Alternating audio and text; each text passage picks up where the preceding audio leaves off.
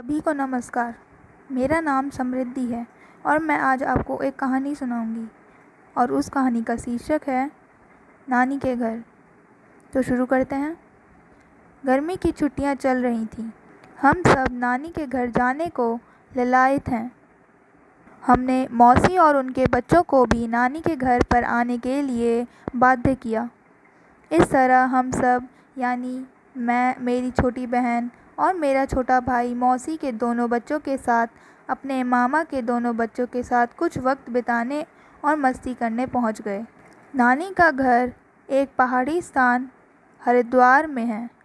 वहां पहुंचकर हमने सर्वप्रथम नानी को घूमने ले जाने के लिए मना लिया। नानी भी हमें देखकर बहुत खुश हुई। खा पीकर हम खेलने लग गए। अगले दिन नानी के साथ हम पास ही के पार्क में घूमने गए। सारे बच्चे बहुत खुश थे। बूढ़ी होने के कारण नानी मेरी मौसी के बेटी और भाई को लेकर बेंच पर बैठ गई और बाकी हम सब उछल कूद और खेलने लग गए। तभी वहाँ एक कुत्ता आ गया और उसके गले में एक पट्टा चेन लगी थी। वो किसी का पालतू कुत्ता था, परंतु डर के कारण भागा जा रहा था। तभी पास ही में खड़ी मेरी छोटी बहन शुभी ने साइकिल तेज चलाने लगी और कुत्ता भी बहन को देखकर तेजी से दौड़ने लगा। फिर मेरा भाई ने आकर कुत्ते का पट्टा पकड़ लिया।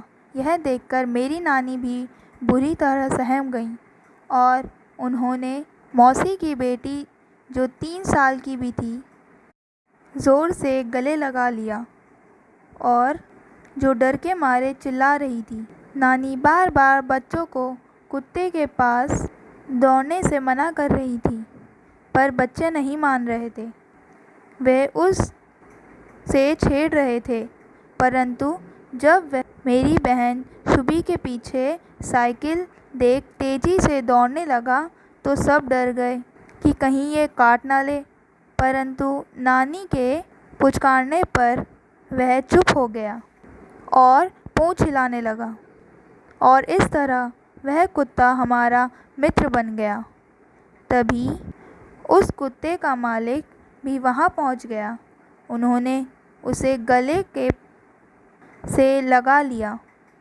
अब हम जब भी नानी के घर जाते हैं, वह कुत्ता, जिसका नाम हमने रॉक्सी रखा था, हमारे साथ खेलने आता है और हमें अपनी जीभ से चाटने लगता है। नानी ने हमें समझाया कि जानवर भी इंसानों की तरह डरते और खुश होते हैं। उनमें भी संवेदनाएं होती हैं। धन्यवाद।